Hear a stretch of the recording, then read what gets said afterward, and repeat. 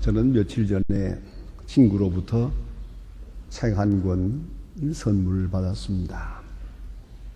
그 책의 이름은 살아있는 신화라고 하는 책입니다. 이 책의 본 이름은 Bad Boy 발머, Bad Boy 발머라고 하는 그런 책입니다. 스티브 발머에 대한 이야기입니다. 우리 모두가 빌 게이츠라고 하면 모르는 사람이 없으리라 생각합니다. 마이크로소프트사를 창설해서 세계적인 큰 회사로 발전시키고 그의 능력과 그의 기발한 아이디어와 또 그의 창의력, 이것으로 인해서 세계적인 CEO가 된 빌 게이츠를 우리는 다같이 알고 있습니다만은 그 뒤에 있는 비하인드맨인 발머에 대한 아는 바가 없습니다. 저도 이 책을 통해서 처음으로 그 이름을 들었습니다. 그는 빌 게이츠에 대해서는 친구이며 또한 그의 제2인자입니다. 하버드 대학 학창시절에 서로 만났고 무려 30년 동안을 친분을 가지고 지내는 그러한 친구입니다.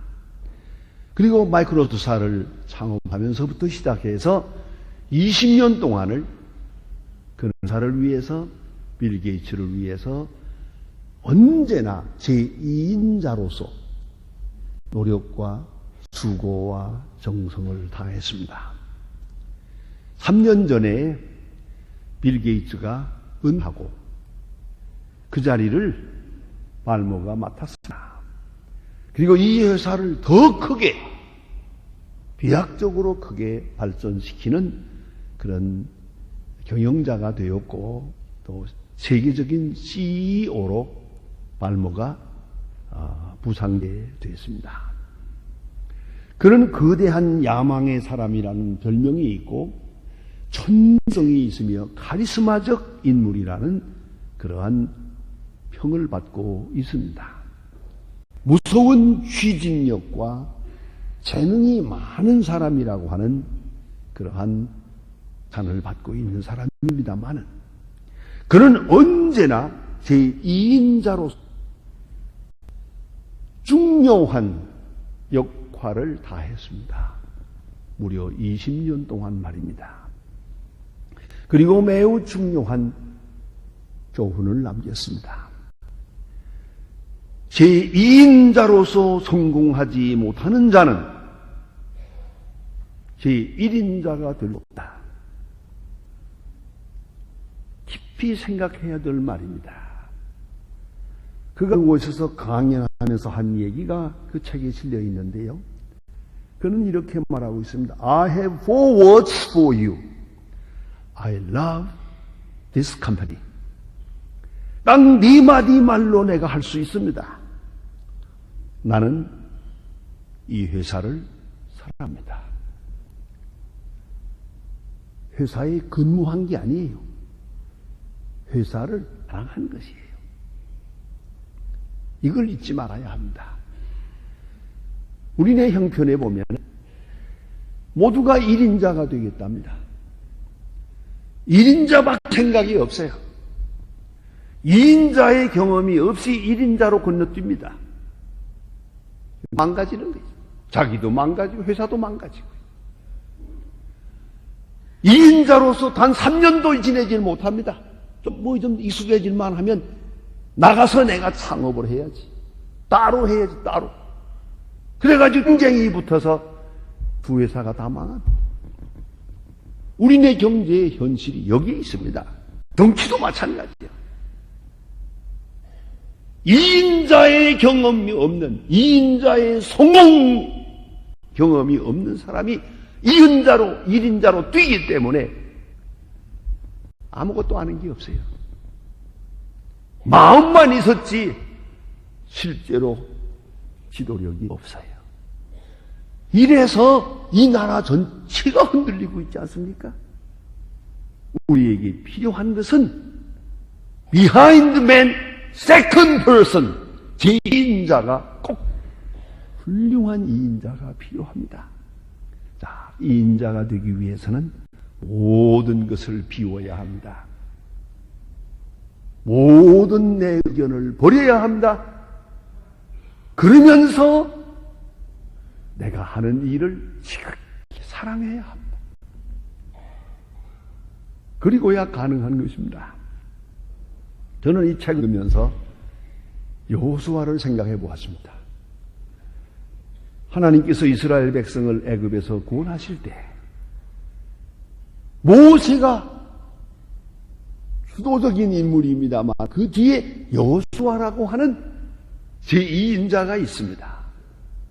출애굽부터 시작해서 요단 건너갈 때까지 출애굽의 역사에는 여호수아의 역사가 절대적입니다. 드라마틱한 이야기가 있지 않습니까?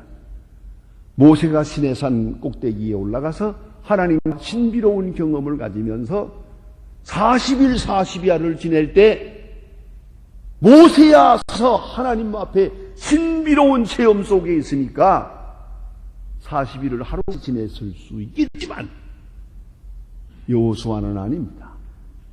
그는 산 밑에서 산 중턱에서 40일을 기다립니다. 충성된 하나님의 사람이었습니다. 그러기에 여러분 아시는 대로 이스라엘 백성이 요단강을 건너 가나안을 점령할 때 모세를 빼고 여호수아가 이스라엘을 인도하여 가나안에 들어가게 됩니다. 다시 말해서 2인자가 1인자로 나타나는 시간입니다. 그것이 여호수아입니다. 놀랍고 귀중한 교훈입니다. 2인자로 성공하지 못한 자는 1인자가 될 수 없다. 얼마나 중요합니까? 노자의 말 생각이 납니다. 그는 내가 한평생 나름대로 연구하고 살아가면서 깨달은 소중 진리 3가지가 있다고 말합니다. 귀중한 것 3가지. 하나는 온순이요, 또 하나는 근면성이요, 3번째는 겸손이라고 합니다. 그는 이렇게 가르칩니다. 온유한 사람이 되라. 그리하면 담대함을 얻으리라. 근면한 사람이 되라. 그러면 자유될 것이다. 겸손한 사람이 되라. 그리하면 지도자가 될 것이다. 여러분, 겸손하여야 지도자가 되고 겸손해야 지도력을 발휘할 수 있습니다. 어느 순간이라도 교만한 순간 내려 떨어지고 맙니다. 오로지 겸손만이 사람을 인도할 수 있는 지도력의 근본이 된다는 것을 말해주고 있습니다. 오늘 성경에서 우리는 귀중한 말씀을 봅니다. 예수님 친히 말씀합니다. 나 스스로 버리노라. 바로 그것이 겸손입니다. 그것이 온유입니다. 나는 스스로 버리노라. 깊이 생각해야 합니다. 빼앗기는 것과 잃어버리는 것과 버리는 것은 다릅니다. 우리는 종종 많은 것을 잃어버립니다. 왜요? 무의식 속에서 미처 깨지 못해서 미처 생각지 못한 사이에 그만 날려버렸어요. 잃어버리거나 후회를 합니다. 자, 시간을 날려버렸어요. 젊음을 잃어버렸어요. 돈을 잃어버렸어요. 아니, 어느새 나도 모르는 사이에 빵도 잃어버렸어요. 그리고 이제 와서 후회를 합니다. 아이고, 이러지 말았어야 되는 걸. 이러지 말 걸 후회합니다. 그 후회 속에서 한평생을 마칩니다. 이기 바람가진 인간이라는 거예요. 의식이 먼저 가야 되는데 생각 없이 멍청하게 살다가 다 버렸어요. 요새 그런 재미있는 얘기가 있었거든요. 요새 보니까 그 사람들 집을 가지고 있다가 잘 살더니 왜 또 이렇게 좀 있으셔가지고 또 집을 팔더라고요. 팔자마자 집값이 올라가니까 아이고 그냥 앉아서 매덕을 잃어버렸구만. 그리고 가슴을 쓰라고요. 잃어버린 것은 잊어버려. 그걸 뭘 또 기억하고 있어요. 그래 와야 소용없지 않습니까? 아차하는 사이에 많은 것을 잃어버려요. 요새 우리 교인 가운데 이런 사람 많아. 압구정동에 살다가 집 팔고 멀리 갔다가 다시 또 팔고 들어오려니까 안 되잖아요. 그래서 압구정동에 살다가 멀리 갔다 돌아와서 뒷구정동에 산다. 뒷구정동이 어딘지 아세요? 아는 분만 압시다. 모르는 사람은 내버려 두고. 그게 뭔가 아차했거든요. 잃어버렸어요. 그만 잃어버렸어요. 이런 재밌는 얘기가 있어요. 어떤 사람이 남자가 광야를 지나가는데 혼자서 가다가 그 모래 이렇게 발밑에 있는 물건을 하나 주셨어요. 이게 보니까 요술 램프예요. 만화 본 사람들은 알죠. 요술 램프. 이걸 하나 얻었어요. 이게 진짜 가짜인가 궁금하지만은 어쨌든 한번 실험을 해보자. 그래서 자꾸 문질렀어요. 문질렀더니 뻥 하더니 요정이 나오는 거예요. 이게 진짜예요. 그리고 요정이 하는 말이 주인이요 말씀하세요. 한 가지 소원을 들어드리겠습니다. 무슨 소원이라도. 그때 가서 생각을 하는 거예요. 내 소원이 뭐예요? 알 수가 없는 거예요. 또 소원이 왜 이렇게 많은지. 소원이 많았는데 이제 와서 하나만 말하라고 하니까 영 정확하게 말할 소원이 없더랍니다. 그래 마지막에 세수로 줄였어요. 그래서 돈, 여자, 결혼. 그 세 가지는 꼭 있어야겠다 생각을 해서 돈, 여자, 결혼 했더니 뿡 하더니 정신 돈 여자와 결혼했대. 돈 여자 결혼, 보라 돈 사람하고 결혼했죠.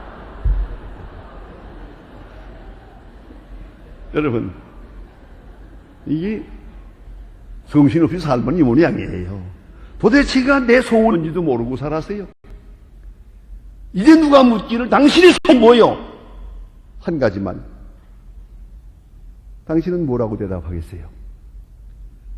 다른 건 없어도 되는데 하나님 요거 하나만 주세요. 그럴 수 있는 그거 말입니다. 이런 의식이 없다면 우리 사는 것은 멍청하게 사는 거예요. 피터 드락가의 그 책에 보면 그럽니다.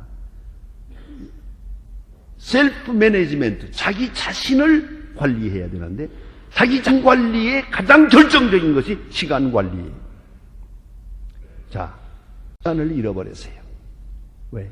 멍청하게 술 취해가지고 어쩌다가 그만 시간을 잃어버리고 생명을 잃어버리는 것이에요. 이건 잃어버리는 것이고요. 또는 빼앗기는 것이 있어요. 힘이 없어서 빼앗겼죠.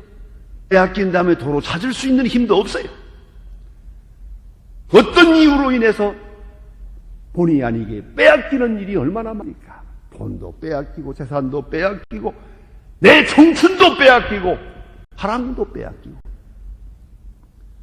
이렇게 빼앗기고 그리고 대책 없이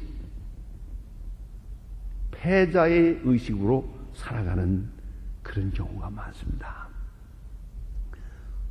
오늘 본문에 나타난 말씀을 들어보십시다. 목자와 양의 관계를 말해요. 이 성경은 쉽게 이해할 수 있는 성경이 아닙니다. 아무리 봐도 이해가 되는 부분입니다. 목자와 양. 양이 목자를 위해 죽는다면 말이 되죠. 목자가 양을 위해 죽는다면 말이 됩니까?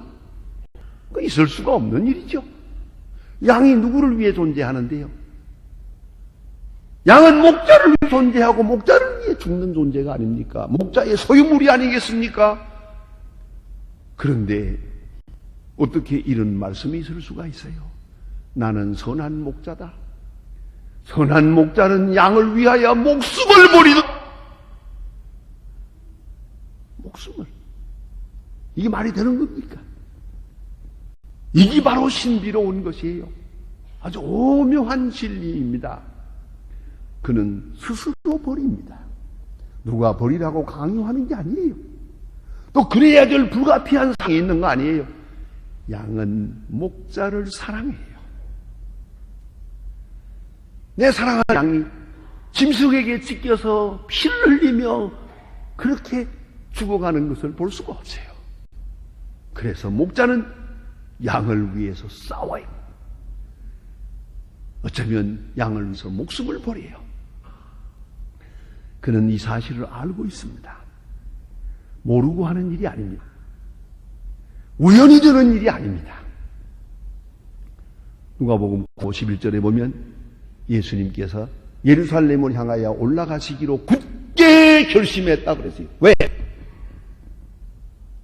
아버지께로 돌아갈 기약이 차간 것을 아시고 어쩌다가 우연히 예루살렘에 올라갔다가 어떤 흉계에 말려들어서 그렇게 33살에 죽어갔다는 이야기가 아닙니다. 성경이 증거한 가장 핵심적인 부분은 자발적으로, 자원적으로 예수님 스스로 선택적으로 십자가를 졌다는 거예요. 그래서 굳게 결심하시고 십자가가 기다리는 예루살렘을 향하여 올라가십니다. 다 알고 어떤 일이 전개될 것을 알고 되어진 일이요. 또 하나는 보다 큰 것을 알기 때문이요. 여러분, 그래도 뭐니 해도 목숨이 중요하죠? 살고 볼 거지. 목숨이 중요하다고 하지만 다시 생각해 보세요. 목숨보다 중요한 게 많아요. 목숨보다 중요한 게 명예예요. 추하게 살기보다 죽어야지. 어렵게 살기보다는 차라리 죽는 게 낫지요. 안 그렇습니까? 목숨만이 좋은 게 아니에요. 명예가 그렇고 또 우리로 말하면 하나님의 영광이 그렇고 때로는 자존심도 있고. 여러분, 목숨보다 중요한 사랑도 있습니다. 그런 거로 우리는 생각해야 합니다. 보다 더 중요한 거 있기에 보다 덜 중요한 것을 버리는 거죠. 그러니까 목숨보다 더 중요한 것을 알고 사는 사람, 그 사람의 행위가 여기 나타나고 있는 거예요. 또 한 가지 목적적인 것이 뚜렷한 목적이 있어요. 빌립보서에 보면 사도 바울은 말합니다. 너희 믿음과 재물과 봉사 위에 내가 나를 관제로 드리라도 기뻐하리라. 목적이 분명합니다. 대상도 분명합니다. 피를 쏟아 부어도 나는 행복하다. 얼마나 소중한 얘기입니까? 이 일을 위해서라면 내가 피를 쏟아 부어도 나는 기쁘다. 그런 생을 사는 사람이 가장 행복한 사람이에요.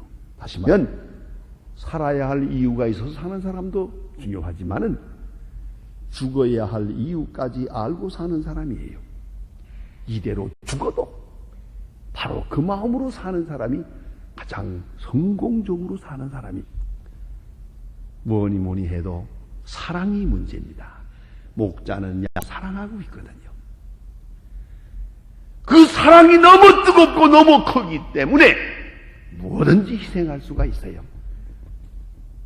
사랑에 미친 사람, 원래 미쳤다는 건 좀 됐지만 미친 사람은 행복하답니다.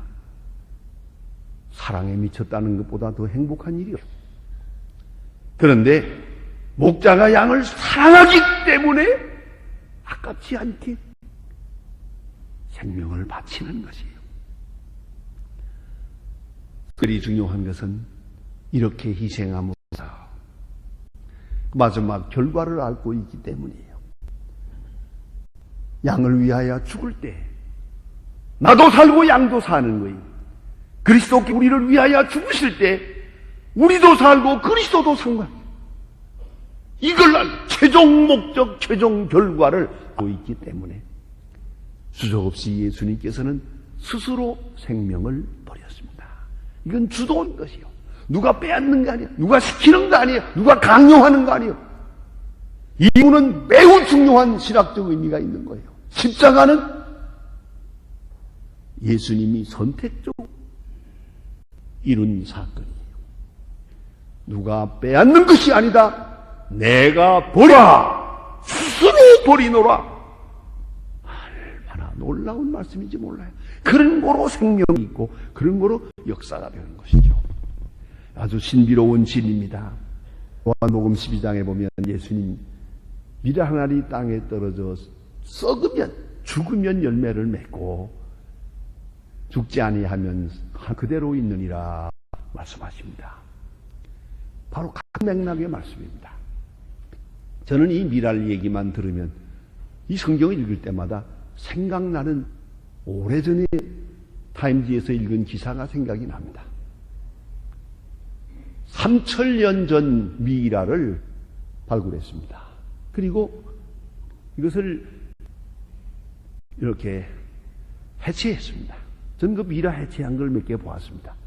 그런데 3000년 된 시체 미라 만들어 놓은 걸 해체하고 보니까 미라의 손에 미랄 몇 개가 있는 거예요. 이걸 딱 쥐고 있어요. 시체가 3000년 동안. 그래서 생각해서 이 미랄을 조심스럽게 땅에 심어 보았는데 싹이 나더랍니다. 여러분 놀라운 얘기 아닙니까? 죽은 사람의 손에 들려있는 미랄은 싹이 나질 않아요. 미랄 한 알이 땅에 떨어져 썩어 죽을 때 싹이 나는 것이에요. 열매가 맺는 것이에요. 이걸 잊지 말아야 합니다. 그래 예수님 말씀하십니다. 미랄 한 알이 땅에 떨어져 죽으면 많은 열매를 맺느니라. 아니면 그대로 있느니라. 예수님은 이 신비로운 진리를 그대로 실천하셨습니다. 마태복음 16장 25절에 나를 위하여 자기를 버리면 살리라 죽으면 살리라 말씀하셨습니다. 빼앗는 자가 없으라. 빼앗길 필요도 없습니다. 그러나 예수님은 스스로 버리셨습니다. 슈바이처 박사의 유명한 말을 새겨봅니다. 나는 오직 한 가지 외에는 아는 것이 없다. 한 가지 외에는 아는 것이 없다. 진실로 행복한 사람은 섬기는 법을 갈구하여 발견한 사람이다. 섬기는 법을 발견한 사람이다. 아프리카에 가서 불쌍한 사람들을 한평생을 살았다고 하지만 그건 아무 대가도 바라지 않았어요. 그렇게 사는 것 자체가 행복이었어요. 섬기는 법을 발견했기에 그는 행복으로 섬긴 것이지 섬겨서 명예를 얻은 것도 아니고 뭘 얻자는 게 아니에요. 여러분 섬김의 행복을 얻는 사람은 참으로 불행한 사람들이에요. 봉사해서 섬김, 그 섬김 자체가 행복을 주는 것이에요. 17절에서 읽습니다. 아버지께서 나를 사랑하신 것은 내가 다시 목숨을 얻기 위하여 목숨을 버림이라. 자세히 들으세요. 돈이 아니에요. 명예가 아니에요. 지식이 아니에요. 목숨이에요. 돈은 되돌아올 수도 있고 명예도 다시 살릴 수 있지만은 목숨을 버린다. 그건 끝이에요. 바로 그 종말적인 그 존재를 버린 것이에요. 목숨을 버리노라. 그리할 때 많은 생명을 구원하는 역사가 이루어지게 되시죠. 성도 여러분, 깊이 생각해야 합니다. 이를 내게서 빼앗는 자가 있는 것이 아니라 내가 스스로 버리노라. 내 마음에 근심이 있습니까? 좌절감이 있습니까? 나약함이 있습니까? 이 모든 것은 버릴 것을 못 버렸기 때문이요. 버려야 할 시간에 버리지 않았기 때문이요. 스스로 버리는 그 신비로운 진리에서 떠나 살기 때문입니다. 스스로 버리는 자는 항상 자유합니다. 엄청난 높은 의미의 행복한 생을 살아가게 되는 것입니다. 창조적인 생을 살게 되는 것입니다. 기도하십시다.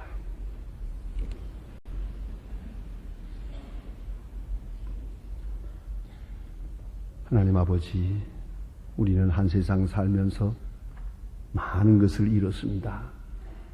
또 많은 것을 빼앗기기도 했습니다. 그러나 이제는 여기서 한 생을 접고 이제는 스스로 이는 그런 생을 살게 하여 주시옵소서. 빼앗기는 것도 아니고 잃어버리는 것도 아니라 내가 주며 내가 베풀며 목숨을 버리는 그 거룩한 진리 안에 살아갈 수 있는 주의 사람들 되게 하여 주시옵소서. 예수님의 이름으로 기도합니다.